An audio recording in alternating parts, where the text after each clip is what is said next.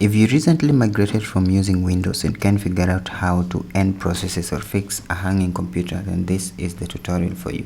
Now usually when you're doing it in Windows, when a computer hangs and you cannot click anything with your mouse, you use the Ctrl+Alt+Delete to open the task manager and end running processes or processes that are not responding. Now when I do the same in Linux using Ctrl+Alt+Delete, I have the option to log out, which actually runs after 60 seconds. It will log out automatically. Now this does not work in Linux in most cases. Now if I want to end processes or see the processes that are running and are not responding, I'll have to go to the start menu and then look for system monitor.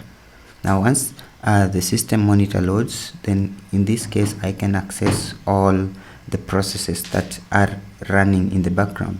If I want to close any process, I just click on it and then I'll have the end process button. I have further settings here where I can go and see more details of the actual memory that this process is consuming, the time that it is started, the CPU time, the CPU percentage that it has consumed, and things like priority. So if I want to see more information, I just tap on the settings button. But if I wanted to end this process, I'll just tap end process and it will close that process right away.